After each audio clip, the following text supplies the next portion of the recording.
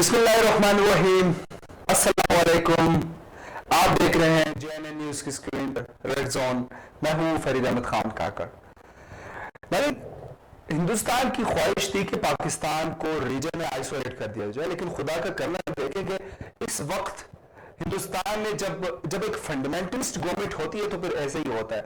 مودی صاحب کی فنڈامنٹلسٹ اور جو ان کی تشدد پسندانہ سوچ ہے اور جو ان کی پالیسیز ہیں، اس کی بنسبت انہوں نے نہ صرف چائنا کو اپنا دشمن بنا لیا بلکہ پورے ریجن میں آئسولیٹ ہو گئے. ان کے جو سب سے اچھے دوست تھے، میرے مراد سے حسینہ واجد صاحبہ سے گزشتہ دنوں وزیر اعظم پاکستان عمران خان صاحب نے ٹیلی فون رابطہ کیا ہے. اس کے علاوہ بنگلہ دیش چائنا کے قریب آتا جا رہا ہے، جس کا مطلب یہ ہے کہ پاکستان اور بنگلہ دیش کے درمیان جو ایک سردی تھی وہ پگھلنے لگی اور ایک گرم جوشی دیکھنے میں نظر آ رہی ہے. اس کا مطلب یہ ہے کہ آنے والے دنوں میں بنگلہ دیش پاکستان کا اہم ترین دوست ہو سکتا ہے، جس کی بنیاد پر چھوٹے چھوٹے ممالک یعنی کہ ساؤتھ ایشین جو ریجنز ہیں، نیپال، مالدیوز، بنگلہ دیش، افغانستان، ایران، سب مل کے چائنا اور پاکستان کے ساتھ مل رہے ہیں اور ریجن میں ایک آئسولیشن جو ہے وہ نصیب ہو رہی ہے ہندوستان کو، جس کی بنیادی وجہ مودی صاحب کی ناقص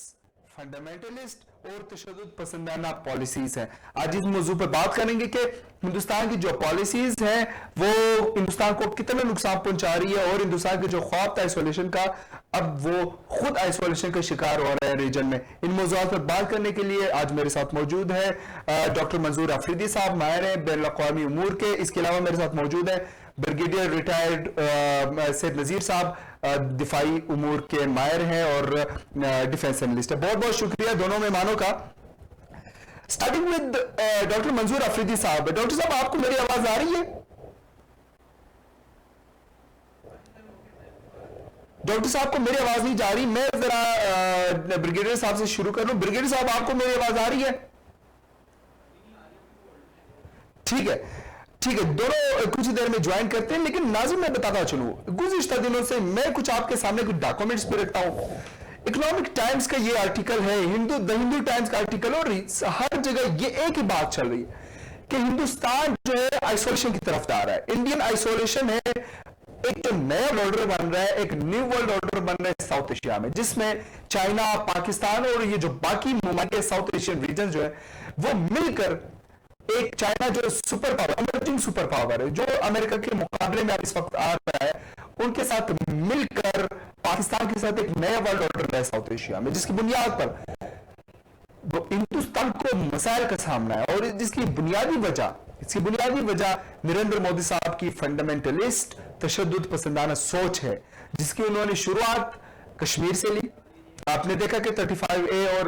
جو کچھ ہوا کشمیر میں پوری دنیا نے دیکھا. اس کے بعد ہندوستان نے کوشش کی کہ انڈین سٹیزنشپ ایکٹ کے آڑ میں جو مینارٹیز ہے اس کو ٹارگٹ کیا جا رہا، مسلسل ٹارگٹ کیا جا رہا ہے، بار بار ٹارگٹ کیا جا رہا ہے. اس کی بنیادی وجہ جو ہندوتوا، جو ان کی پالیسی ہے، جو ان کی سوچ ہے، جیسے خان صاحب کہتے ہیں کہ مودی صاحب کی چونکہ ٹریننگ ہی RSS اور جو ان کی تشدد پسندانہ جو تنظیمیں ہیں ان کی سوچ ہے، جس کی بنیاد پر ہندوستان جیسے لبرل ملک میں اب ایک فنڈامنٹلسٹ گورنمنٹ ہے، ایک تشدد پسندانہ حکومت ہے جس کا نام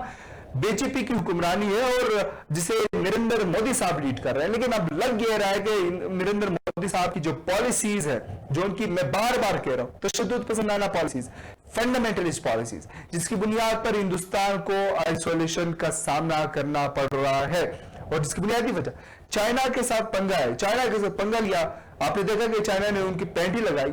تو پھر مودی صاحب جو ہے وہ جیسے پاکستان میں انہوں نے کوشش کی اور پھر یہاں بھی ناکامی کا سامنا کرنا پڑا. یہاں بھی ابھینندن جو ہے وہ نیچے گرے. یہاں بھی پاکستان فوج کے اور پاکستانی ایئر فورس کے جو جوان ہیں انہوں نے مودی صاحب کو دکھا دیا کہ اصل شیر اور اصل بہادر ہم ہیں، آپ تو صرف کاغذی شیر اور کاغذی باتوں تک ہی آپ شیر ہیں. تو ان ایشوز پہ بات کریں گے. میں دیکھتا ہوں اگر مہمانوں نے جوائن کر لیا تو ان سے آغاز کرتے ہیں. پروڈیوسر صاحب جوائن کر لیا ہے؟ اچھا، ایک چھوٹا سا وقفہ لے لیتے ہیں، وقفے کے بعد آتے ہیں اور دونوں گیسٹ کو لائن اپ کر کے ان سے بات کرتے ہیں اس ٹاپک پہ. ایک مختصر سا وقفہ، کہیں مت جائیے گا، وقفے کے بعد دوبارہ اس پہ موضوع کرتے ہیں. اسٹے ود اس.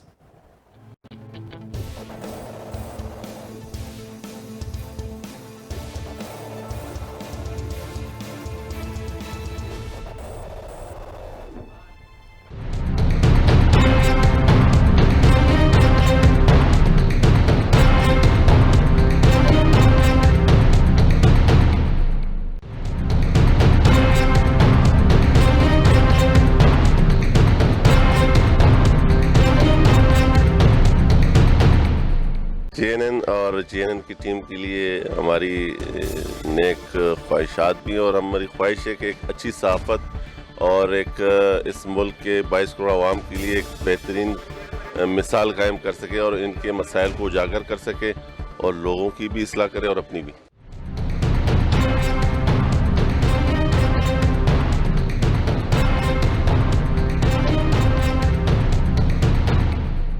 میں جو نیا چینل لانچ ہوا ہے JNN، اس کو اپنے دل کی گہرائی سے مبارکباد پیش کرتا ہوں، بیسٹ آف لک پیش کرتا ہوں. بڑی نئی ٹیم ہے، ینگ ٹیم ہے، اور امید کرتا ہوں کہ اسی طرح محنت سے جیسے پہلے کام کرتے رہیں ابھی بھی کام کرتے رہیں. بہت شکریہ.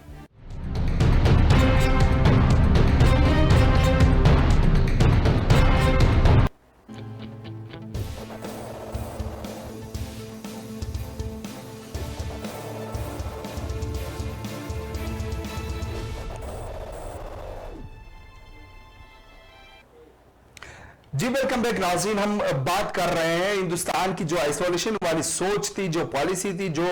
ان کا خواب تھا، وہ اب چکنا چور ہوتا جا رہا ہے، اور جو ایک نیا ورلڈ آرڈر بن رہا ہے ساؤتھ ایشیا میں، اس میں آپ کو دیکھنے میں نظر آ رہا ہے کہ ہندوستان خود آئسولیشن کا شکار ہے. اور ان تمام موضوعات پہ بات کریں گے. میرے ساتھ اس وقت ویڈیو لنک کے ذریعے موجود ہے بریگیڈیئر ریٹائرڈ نذیر سید صاحب. ان سے شروع کرتے ہیں. ڈیفینس اینالسٹ بریگیڈیئر صاحب، بہت بہت شکریہ آپ کی تشریف آوری کا. Welcome to red zone. جی وعلیکم السلام. جی ہمیں ڈاکٹر منظور آفریدی صاحب نے بھی غالباً جوائن کر لیا ہے. ڈاکٹر صاحب نے جوائن کر لیا ہے؟ ٹھیک ہے. اچھا سید نذیر صاحب، میں آپ سے پوچھنا چاہ رہا ہوں کہ آپ نے دیکھا کہ ہندوستان کا ایک خواب تھا کہ پاکستان کو آئسولیٹ کر دیا جائے، لیکن ایک امپریسو فارن پالیسی، پاکستان کی جو فارن منسٹری اس کی کارکردگی کو بلا شبہ سراہنا چاہیے کہ گزشتہ دنوں بات بھی ہوئی ہے عمران خان کی حسینہ واجد سے. آپ کیسے دیکھ رہے ہیں تمام معاملات کو، کیسے دیکھ رہے ہیں ریجن میں پاکستان کی فارن پالیسی کو، کیسے دیکھ رہے ہیں؟ جو ہندوستان کے ٹارگٹ تھے یا جو مودی جس کا بڑا شغم تھا اور جو بہت کہہ رہا تھا کہ پاکستان کو ہم آئسولیٹ کریں گے ڈپلومیٹکلی، دوسرا وہ یہ تھا کہ پاکستان کو اکنامکلی ہم اسٹیبولیٹ کریں گے. اور تیسری بات ان کی یہ تھی کہ جو سی پیک کا منصوبہ ہے اس کو ہم سبوتاج کریں گے، ملک ان کو شرمندہ تعبیر نہیں ہونے دیں گے. اور چوتھی بات یہ تھی کہ پاکستان کو ہم سیکیورٹی وائز ڈی اسٹیبلائز کریں گے. یہ 4 ان کے آبجیکٹو تھے. اس کے لیے وہ استعمال کر رہے تھے افغانستان کو بھی، اس کے علاوہ ایران کے سرزمین کو بھی، اور اس کے علاوہ بلوچستان کے وہاں پر جو علیحدگی پسند ہے ان کی سپورٹ کر رہے تھے، اور ساتھ ساتھ پاکستان کو اکنامکلی ڈرا ڈاؤن کر رہے تھے. اور لیکن جہاں تک ان کی ڈپلومیسی کا تعلق ہے تو ان کی ڈپلومیسی انہوں نے بہت اپنے کل پرزے استعمال کیا، اور اسپیشلی جو امریکہ کے آشیرواد ان کو حاصل تھی، اور پھر اس کولڈ وار سے جو کہ امریکہ اور چائنا کے درمیان ہے، اور پھر جو ساؤتھ چائنا سی کے لحاظ سے وہ انڈیا کی کافی جو ان کا پیٹ ٹونک رہے تھے. لیکن ابھی جو نئے واقعات ہوئے اور خصوصاً 2020 میں تو یہ بھی مودی صاحب کا اور اس کے پالیسی کا ایک بہت بڑا ڈاؤن فال شروع ہے. اور وہ ڈاؤن فال جو ہے وہ مختلف سمتوں میں ہے، اور اس ڈاؤن فال کے جو خد و خال ہے یا اس کے جو اثرات ہے وہ انڈیا کے اندر بھی اب محسوس ہونے لگے ہیں کہ آیا انڈیا اب ایک یونین کے طور پر رہے گا یا نہیں رہے گا. اس لیے کہ اس نے اپنے طور پر مودی صاحب نے 56 انچ والے سینے والے نے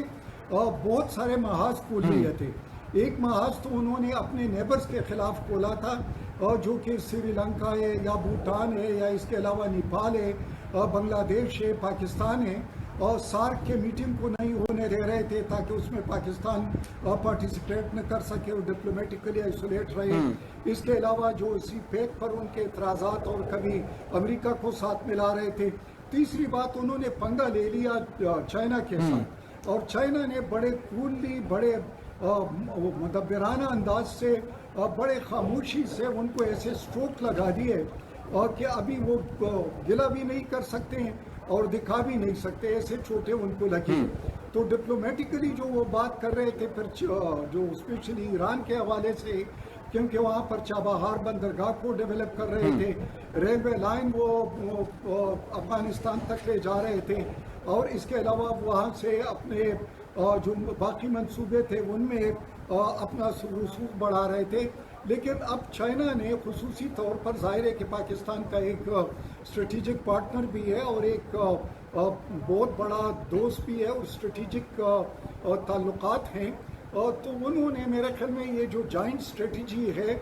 इसके लिहाज से देखे कि अब जो है चाइना एक नया एंट्रेंट हो गया कश्मीर के मामले में। दूसरी बात ये है कि चाइना ने उनकी बिसात जो ईरान में थी वो लपेट ली है, क्योंकि वहाँ पर तकरीबन $400 बिलियन के वहाँ पर अभी मनसूबाबंदी हो रही है, इक़्तिसादी मनसूबाबंदी और सिक्योरिटी के लिहाज से। और तीसरी बात ये है कि जो बांग्लादेश की आपने बात की और जहाँ पर इमरान खान साहब ने उनके प्राइम मिनिस्टर हसीना वाजिद से बात की है, तो वहाँ पर भी अभी दोनों मुल्कों के ताल्लुकात में बर्फ पिघलने लगी है, इसलिए कि तो हमारा हाई कमिश्नर उधर एक्सेप्ट हो गया है, दूसरा उसकी कोशिशों से उनके फॉरेन मिनिस्टर से मिलकर ये जो बातचीत मुमकिन हुई है। और तीसरी बात ये है कि अभी बांग्लादेश ने खुसूसी तौर पर इंडिया का जो सिटीजन अमेंडमेंट बिल है या उनका जो एक्ट है उसके बारे में उनके बहुत ज़्यादा तहफ़्फ़ुज़ात थे, क्योंकि वहाँ पर तकरीबन 19 लाख बंगालियों को उन्होंने और कैंपों में तब्दील कर दिया है और उन पर एक किस्म के पैरादारी और उनको एक किस्म के कैद में डाल दिया है। जी कैद में डाल दिया है। और तीसरी बात ये है कि ये जो अभी चाइना की तरफ से जो उनको मार पड़ी है, तो बांग्लादेश ने कोई इज़हार यकजहती या कोई कंडोलेंस मैसेज भी नहीं दिया।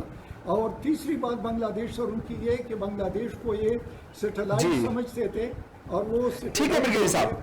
ठीक है ब्रिगेडियर साहब, मैं आपकी तरफ आता हूँ। मुझे डॉक्टर मंजूर अफरीदी साहब ने भी ज्वाइन कर लिया है। जी ब्रिगेडियर साहब आपकी तरफ दोबारा आता हूँ, मुझे डॉक्टर मंजूर अफरीदी साहब ने भी ज्वाइन कर लिया है। डॉक्टर साहब बहुत बहुत शुक्रिया आपकी तशरीफ आवरी का। Welcome to red zone. Doctor साहब आपको मेरी आवाज आ रही है? डॉक्टर साहब को मेरी आवाज नहीं जा रही गालबन।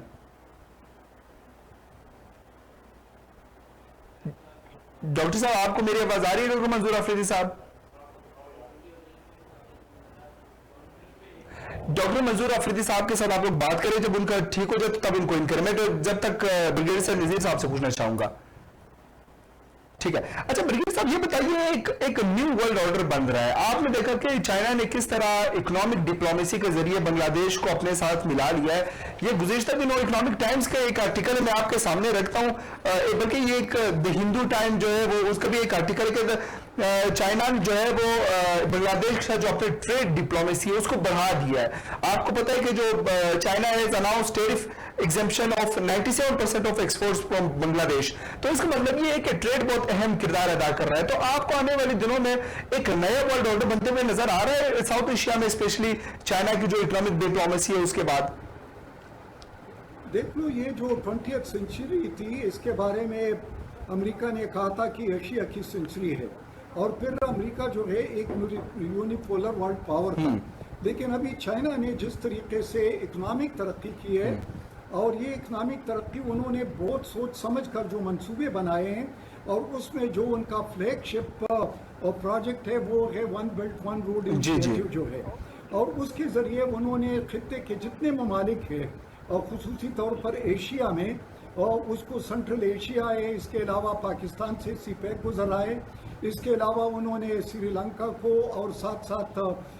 म्यांमार को भी और साथ बांग्लादेश को भी वन रोड इनिशिएटिव भी आर का वो एक हिस्सा है। और तीसरी बात ये है कि चाइना की जो पॉलिसी है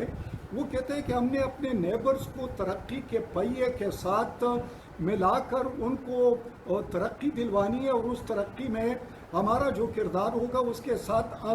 अनलाइक कि जिस तरह का विस्ट्रेप पावर का होता है कि जब वो इकोनॉमिक एड देते हैं या कोई सिक्योरिटी सपोर्ट करते हैं तो उनके साथ बहुत ज़्यादा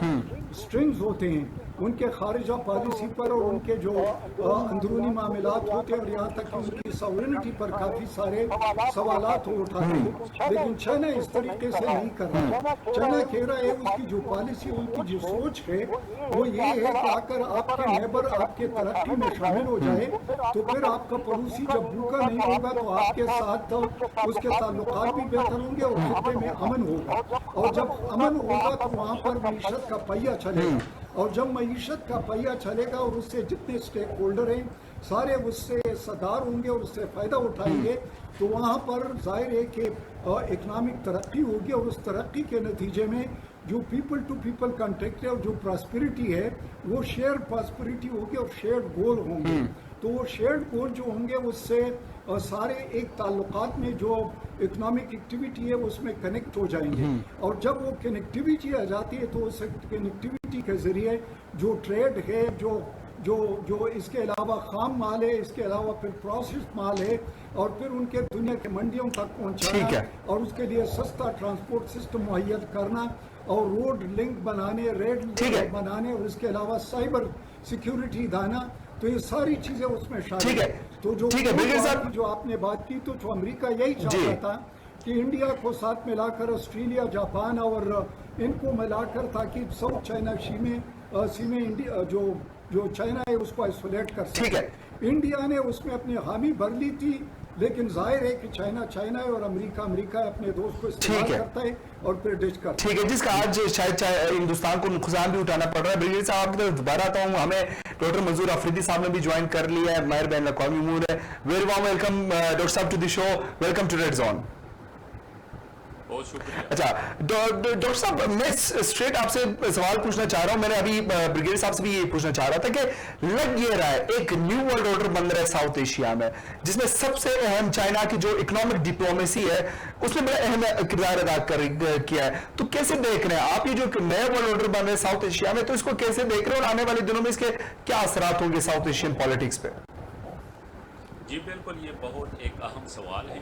चीन जो है यहाँ जनूबी एशिया में एक अहम एक्स्ट्रा रीजनल पावर के तौर पे मौजूद रहा है। ये कोल्ड वार यानी सर जंग के ज़माने से हैं, लेकिन पहले अगर हम देखें तो चीन खुद भी इतना तरक्की याफ्ता नहीं था। ख़ासकर माओ ज़ेडुंग के बाद जब चीन में दूसरी क़यादत, जो दूसरी जनरेशन है, वो जब आई दंग शॉपिंग की सूरत में, तो उन्होंने ये ऐलान किया कि अब चीन की पॉलिसी जो है अपने पड़ोसी ममालिक के साथ वो बिरादराना होगी, और जो भी सियासी मसाइल हैं वो एक तरफ रखे जाएंगे, और ख़ासकर जो माशी तरक्की है उस पर जोर दिया जाएगा। इस तरह जब फोर मॉडर्नाइजेशन प्रोग्राम भी चीन ने शुरू किया, और यही वजह है जब हम देखते हैं कि वियतनाम के साथ चीन और वियतनाम की जंग होती है। इसी तरह हिंदुस्तान और चीन के दरमियान भी 1962 में सरहद पे जंग हुई, लेकिन यही तल्लुकात फिर जाके 1978 और 1979 में दोनों ममालिक के दरमियान फिर से बहाल हो जाते हैं। इस तरह चीन के जो और दूसरे मसाइल थे मशरकी एशिया के ममालिक के साथ,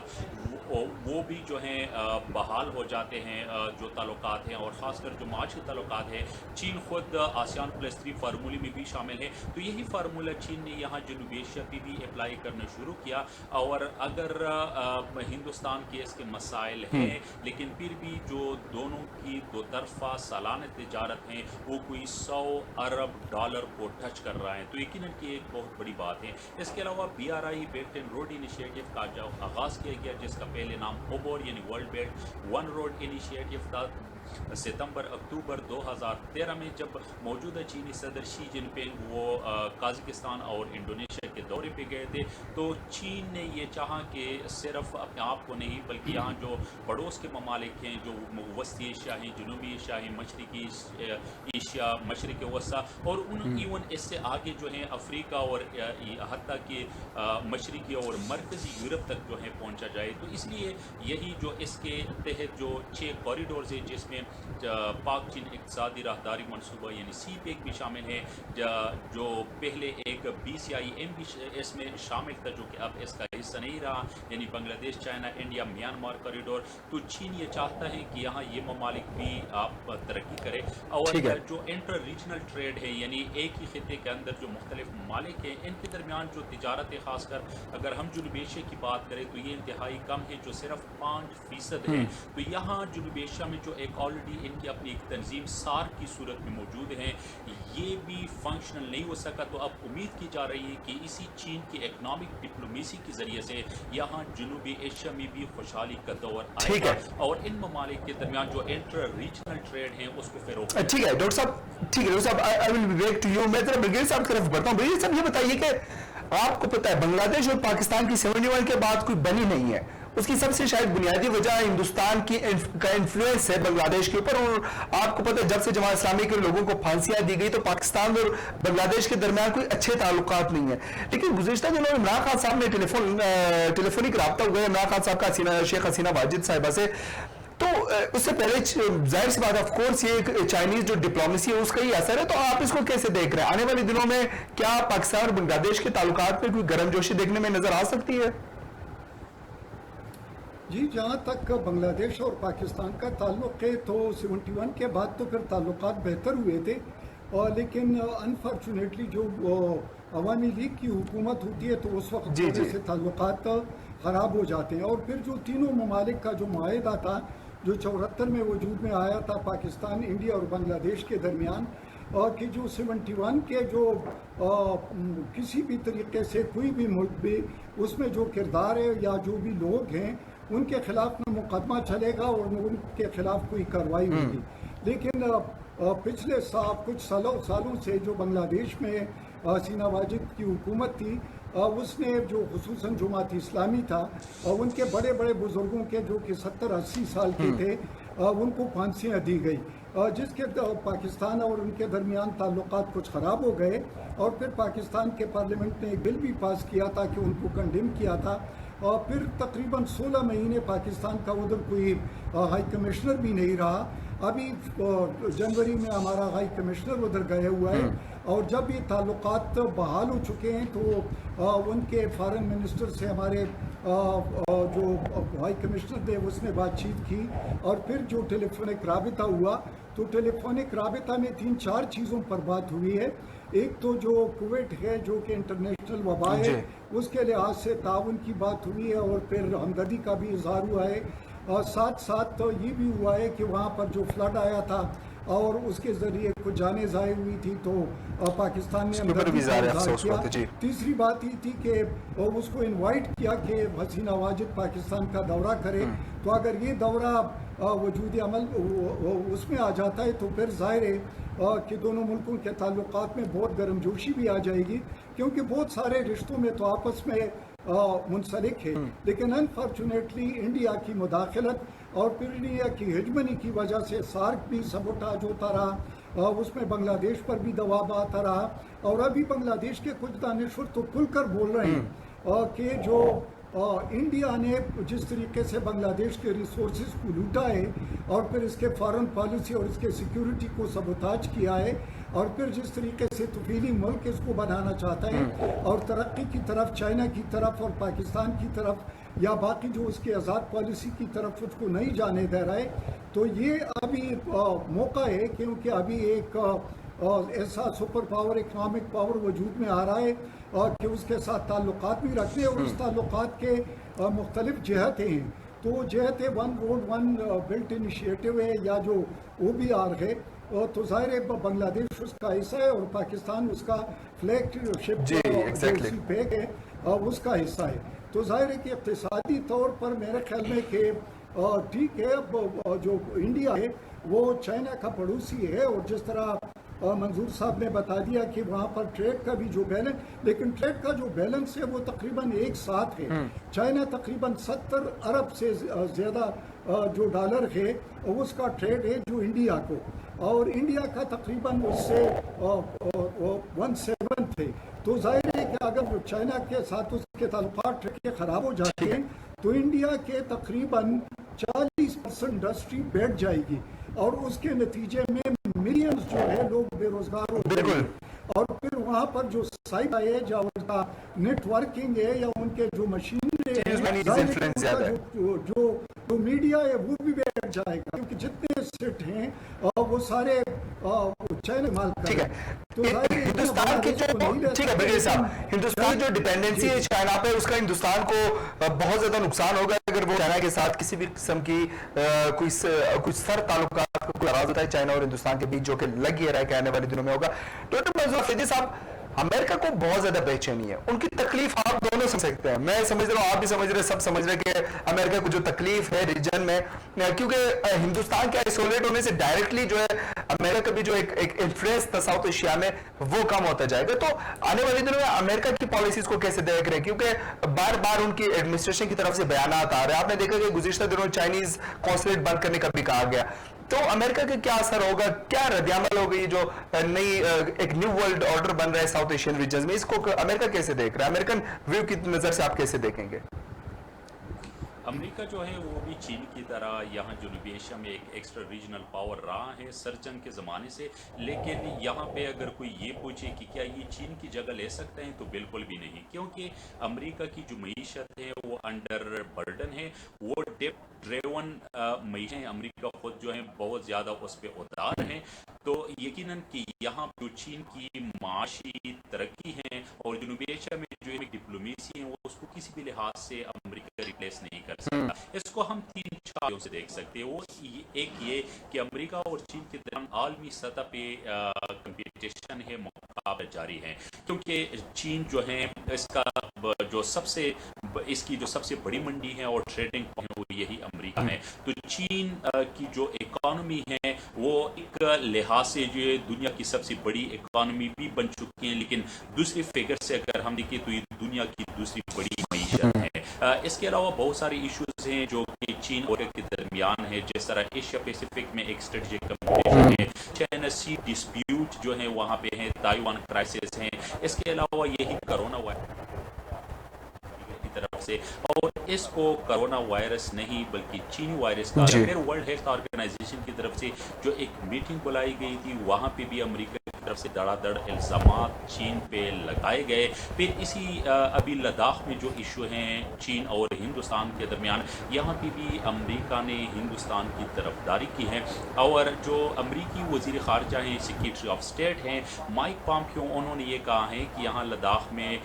جو چین کا رد عمل ہیں وہ بیلیجرنٹ ہیں اور یہ ناقابل قبول ہیں، اور اس کو جو اس کے پیچھے جو ہیں وہ چین کی کمیونسٹ پارٹی ہیں۔ اس کے علاوہ یہی جو ٹریڈ وار جاری ہے چین اور امریکہ کے درمیان، اس کے ساتھ ساتھ ایون مائک پامپیو نے یہ بھی کہا تھا کہ بہت جلد وہ امریکی صدر ڈونلڈ ٹرمپ کو یہ مشورہ بھی دے رہے ہیں کہ چینی ایپ ٹک ٹاک پہ پابندی لگائے، اور ابھی ایک حالیہ خبر کے مطابق مائک پامپیو نے ہندوستان پہ بھی یہ زور دیا ہے کہ وہ امریکہ کو ان اقدامات کے حوالے سے فالو کرے، یعنی امریکہ نے جس طرح چین کی 11 کمپنیوں پہ پابندی لگائی ہے، اور ان کمپنیوں میں زیادہ تر جو ویک کی کمپنیز ہیں، اس طرح ہوم اپلائنسز کی کمپنیز ہیں، ان پہ پابندیاں لگائی ہیں، اور اب ہندوستان سے بھی کہہ رہا ہے کہ وہ ان پہ پابندی لگائیں۔ میں آپ کو بتاتا چلوں اور ناظرین کو بتاتا چلوں کہ چین جو ہے خود ہندوستان میں ایک بہت بڑا انویسٹر ہیں، اور خاص کر ٹیلی کمیونیکیشن کے شعبے میں، کیونکہ چین کی جو ہواوے کمپنی ہے وہ 5G ہیں، اور اس کے ٹیسٹ کے لیے ہندوستان نے اجازت دی ہے، تو اس لیے ہندوستان اس کا متحمل نہیں ہو سکتا کہ وہ چین کو جو ہے ٹیلی کمیونیکیشن سیکٹر سے جو ہے آؤٹ کرے، تو اس لیے ایک طرف ہندوستان وہ تنہائی کا شکار ہو رہے ہیں، جبکہ دوسری طرف امریکہ پہ جو ہے دباؤ، ایک طرف افغانستان کے مسئلے کے حوالے سے اور دوسری طرف چین کے ساتھ مقابلہ کرنے کے حوالے سے، تو میں یہ سمجھتا ہوں کہ چین کی جو قیادت ہے اب نہ صرف معاشی طور پہ بلکہ عسکری طور پہ اور سیاسی اسٹرانگ ہوتا جا رہا ہے، جی، جس کا ہم نے ناظرین کو بھی بتاتا چلو، گزشتہ دنوں جرمن ایک آپ کو پتہ ہے ادارہ ہے، ان کی طرف سے بھی یہ کہا گیا، انفارمیشن ادارہ ہے، انہوں نے بھی یہ کہا کہ تقریباً 60-67% جو جرمن لوگ ہیں وہ سمجھتے ہیں کہ چائنا جو وہ ایمرجنگ سپر پاور ہے، جو کہ ایک بہت بڑی بات ہے، اور اب دنیا بھی اس چیز کو ایکسیپٹ کر رہی ہے، اور چائنا کا جو انفلوئنس ہے دنیا کے اوپر، اکانومی کے اوپر، اس کو ایکسیپٹ کیا جا رہا ہے۔ برگیڈیئر صاحب، میں آپ کو یہ NDTV آپ کو پتہ ہے ہندوستان میں ایک بہت بڑا ادارہ ہے، اس کی ایک خبر آپ کو پڑھ کے سناتا ہوں۔ ان کے مطابق یہ کہ چائنا ریمینز ان Ladakh dispute put out promise, مطلب وہ یہ کہنا چاہ رہے ہیں کہ جب سے انہوں نے پرومس کیا ہوا کہ وہ واپس جائیں گے، لیکن وہ جا نہیں رہے۔ 40,000 کے قریب جو ٹروپس ہیں وہ ابھی تک موجود ہے لداخ بارڈر پہ۔ آنے والے دنوں میں آپ کو یہ جو کچھ سینیریو بنتا جا رہا ہے، آپ کو اس میں نظر آ رہا ہے کہ کوئی کنونشنل وار یا کسی بھی قسم کی کوئی ڈسٹربنس پھیل سکتی ہے ساؤتھ ایشیا میں؟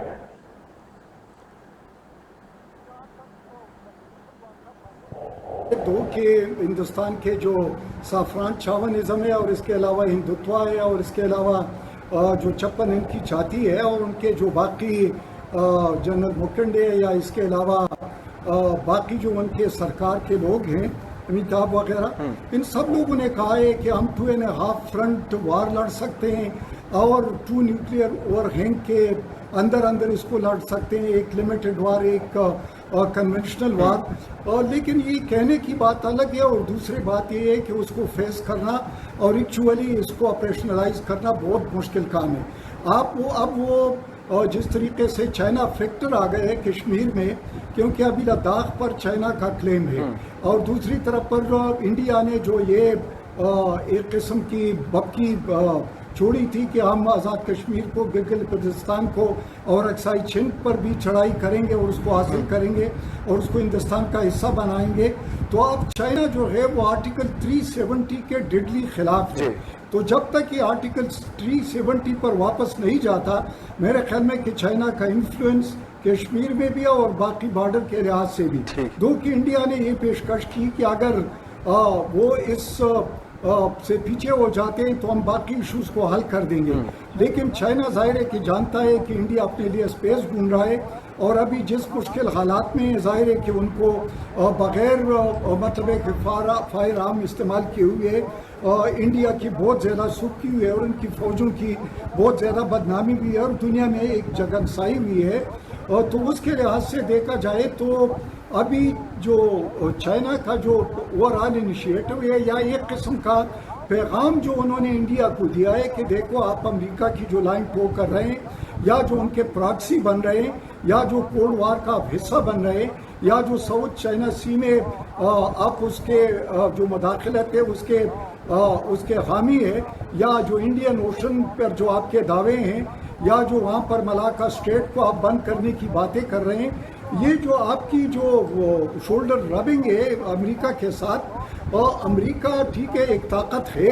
لیکن جو ایشیا ہے وہ چائنا کا ہے, اقتصادی لحاظ سے بھی اور سیکیورٹی کے لحاظ سے بھی. اور تیسری بات یہ کہ بہت بڑے نیبر کے ساتھ اس قسم کے پالیسی آپ اپنا نہیں سکتے, اس کی بڑی قیمت آپ کو چکانی پڑے گی. تو تھوڑا سا ٹریلر انہوں نے دکھا دیا تھا, تو اس کے لحاظ سے ابھی دیکھا جائے تو انہوں نے صرف ہاتھ کی لڑائی تو وہاں پر ہار گئے, اب بندوق کی لڑائی ادھر کیا لڑیں گے, اور پھر اس کے بعد توپ اور ٹینک کی لڑائی کیا لڑیں گے. اب تو وہ محلے مطلب ہے کہ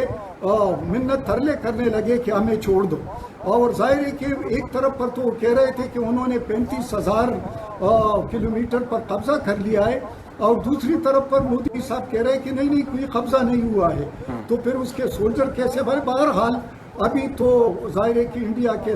جو کچھ ان کے ساتھ ہو رہا ہے, پھر جو میں اسٹریٹجک کیونکہ اس پر ایک اور بڑا پروگرام ہو سکتا ہے, وہ یہ ہے کہ جس طریقے سے 2.5 فرنٹ کی بات کر رہے ہیں, جس میں کشمیر ہاف فرنٹ ہے اور ایک فرنٹ پاکستان ہے, ایک چائنا ہے, اور پھر نیوکلیئر وارہینگ ہے, 2 نیوکلیئر وارہینگ. تو اس کے لحاظ سے دیکھیں تو انڈیا کے آپ ان کے ولنریبلٹیز دیکھ لو, آپ ان کا چکن نیک دیکھ لو جہاں پر ڈوکلام ہے, تو وہاں پر چائنا کے لیے تو ہارڈلی 17 کلومیٹر کا فاصلہ ہے, اور اس کے جو 7 ریاستیں مشرقی وہ کٹ جاتی ہے. اور دوسری بات یہ ہے کہ اگر وہاں پر چائنا تھوڑا بھی آگے بڑھتا ہے تو اس کی ساری فوجیں جو ہے, سارے ملٹری ایسٹ جو ہے, اسٹریٹجک ایسٹ ہے, وہ مشرقی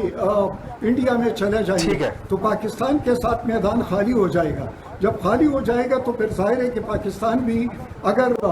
ایک جوائنٹ اسٹریٹجی بنتی ہے تو پھر انڈیا کہیں پر نہیں رہے گا. اور پھر انڈیا میرے خیال میں within 10 days no India. اگر یہ سوچ یہ سامنے آ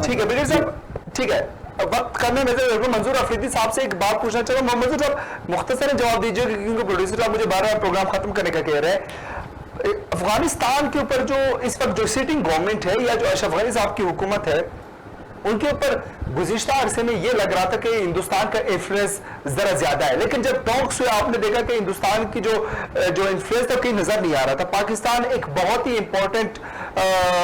اس کے طور پہ ابھرا ہوا. افغانستان میں جو ٹاکس ہوئے آپ نے دیکھا, بار بار پومپیو صاحب اور باقی زلمے خلیلزاد بھی پاکستان کی امپورٹنس کا ذکر کرتے ہیں. تو آنے والے دنوں میں افغانستان میں کیا صورتحال آپ کو نظر آ رہی ہے؟ کیا پاکستان کا انفلوئنس وہاں بڑھتا ہوا نظر آ رہا ہے اور ہندوستان کا گھٹتا ہوا نظر آ رہا ہے؟ کیونکہ اگر افغانستان میں بھی ان کی کمی ہو جاتی ہے تو پھر تو ہندوستان بالکل آئسولیٹ ہو جائے گا.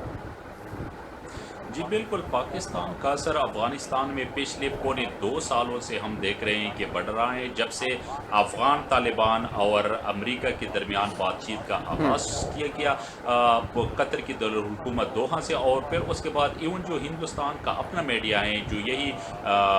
NDTV है और दी हिंदू हैं, उन्होंने ये रिपोर्ट किया था कि अब अफ़गानिस्तान का मुस्तकबिल जो है वो हिंदुस्तान के हाथ से निकल चुका है। और उन्होंने ये गिला भी किया था कि अमेरिका ने हिंदुस्तान को किसी भी हवाले से एतमाद में नहीं लिया जब इन बातचीत का आगाज़ किया गया। और फिर जब पाकिस्तान की तरफ से मुल्ला बिरादर अब्दुल गनी को रिहा किया गया और इन बातचीत को एक ठोस शक्ल दी गई, और फिर हमने देखा कि इसी साल 29 फरवरी को एक बहुत बड़ा माहिदा अमेरिका और तालिबान के दरमियान इस पे दस्तखत हो गए, तो यकीनन कि जो इंडिया की पोजीशन है वो अफ़गानिस्तान में बहुत कमज़ोर नज़र आ रही है। और मुस्तकबिल के हवाले से अगर हम देखें मौजूदा सेटअप को मद्देनज़र रखते हुए, तो मैं ये समझता हूँ कि हिंदुस्तान जो है वो अफ़गानिस्तान से अब अपने असर रसूख के हवाले से निकल चुका। ठीक है, ठीक है ब्रिगेडियर साहब, बिल्कुल आपसे लास्ट कमेंट्स में चाहूंगा, कोई सियासी तब्दीली अफगानिस्तान में नजर आ रही है जिसके रीजनल पॉलिटिक्स पे बहुत असरात होंगे आने वाले दिनों में? कोई पॉलिटिकल चेंजेस नजर आ रहे हैं अफगानिस्तान में आने वाले दिनों में? मेरे ख्याल में जो अफगानिस्तान का पीस प्रोसेस है, इंटर अफगान डायलॉग जो है, ये अगर मंतिकी अंजाम तक पहुंचते हैं तो यकीनी तौर पर वो सेंट्रल एशिया को भी खुलेगा और साथ पाकिस्तान की तरफ भी खुलता आएगा, और फिर ईरान की तरफ पर, और फिर जो one belt one road initiative है वो बहुत बड़ा जोर पकड़ेगा, और फिर पाकिस्तान एक किस्म के सेंट्रल एशिया के साथ कनेक्ट हो जाएगा। और जो अफगानिस्तान में स्टेबिलिटी आएगी तो ज़ाहिर है जितने पॉलिटिकल स्टेक होल्डर है, जिसमें तालिबान भी एक स्टेक होल्डर होंगे, तो जो हुकूमत बनेगी और जो भी वहाँ पर जो इक़्तिसाद की तरक्की होगी, तो ज़ाहिर है पाकिस्तान अब जो ईरान और फिर साथ जो चाइना है और अफगानिस्तान है, ये मिलकर एक मेरे ख्याल में एक बेल्ट का हिस्सा हो जाएंगे। वो तो जाहिर है कि इस लिहाज से मैं कहता हूँ कि इकनॉमिक स्टेबिलिटी भी आएगी, पॉलिटिकल स्टेबिलिटी भी आएगी, और तीसरी बात ये है कि ये जो तलखियाँ हैं या जो गिले हैं वो भी खत्म हो जाएंगे। तो जाहिर है हम समझ रहे हैं कि अफगानिस्तान की जो स्टेबिलिटी है वो डायरेक्टली रिलेटेड है के नतीजे पर। ठीक है, ठीक है ब्रिगेडियर साहब, बहुत बहुत शुक्रिया आपके तशरीफ आवरी का। डॉक्टर मंजूर अफरीदी साहब, आपको भी बहुत बहुत शुक्रिया कि आपने अपनी मसरूफियत से वक्त निकाला। नाज़रीन, आपने गुफ्तगू सुनी हमारे मेहमानों की। मोदी साहब का एक ख्वाब था, हिंदुस्तान की एक पॉलिसी थी कि पाकिस्तान को रीजन में आइसोलेट कर दिया जाए, लेकिन देखे वक्त की करना, देखे कि मोदी साहब की जो फंडामेंटलिस्ट सोच है और फंडामेंटलिस्ट पॉलिसीज है, उसने हिंदुस्तान जिसे लिबरल स्टेट को कहाँ लाके खड़ा कर दिया, और आज हिंदुस्तान पूरे जो एक नया वर्ल्ड ऑर्डर बन रहा है साउथ एशिया में, उसमें आइसोलेट होता हुआ नजर आ रहा है। आज के लिए मुझे इजाजत दीजिए, इंशाल्लाह आपसे मुलाकात होगी नेक्स्ट वीक। तब तक के लिए इजाजत दीजिए, अल्लाह हाफिज।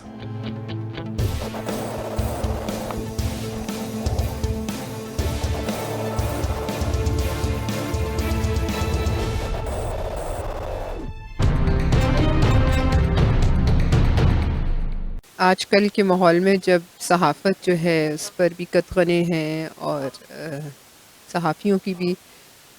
सांस जो है वो घोटी हुई है इस हुकूमत ने, तो एक नया चैनल जो है उसका इजाफ़ा बहुत खुशाइंद है, और उम्मीद आपसे ये की जाती है कि आप इस माहौल में सच का साथ देंगे और प्रेशर से आज़ाद होकर आवाम तक सच्चाई और जो मुल्क और कौम के मामलात हैं उन तक उसी तरह पहुंचाएंगे जैसे पहुंचने चाहिए।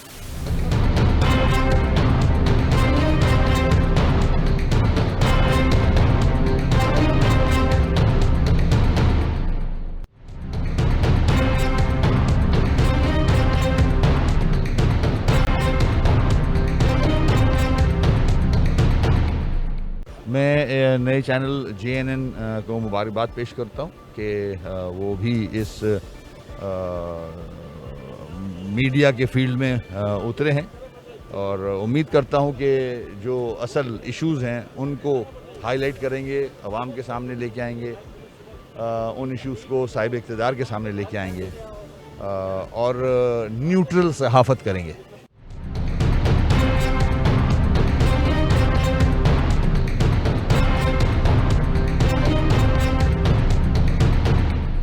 जमशेद साहब के साथ की उनके और उनकी जो टीम है उनसे हम बहुत ज़्यादा मुतासर हुए हैं। ये एक नया चैनल है, लेकिन आपकी टीम बड़ी कमिटेड लगती है, बड़ी इंथुसियास्टिक टीम है और एक बड़ी इनोवेटिव टीम है, ہمارا آپ کے لیے یہ پیغام ہے کہ اسی چینل کو آگے بڑھاتے ہوئے آئیے مل کر پاکستان کے اندر اس پاکستان کو ایک مضبوط ترین ملک بنائیں، ایک انلائٹنڈ پاکستان بنائیں، ایک پراسپرس پاکستان بنائیں اور عوام کے اندر ایک اویئرنیس کریٹ کریں. ہم آپ کو مبارکباد پیش کرتے ہیں اور ہماری دعا ہے کہ اللہ تعالیٰ آپ کو اس کو اور مزید ترقی کرے.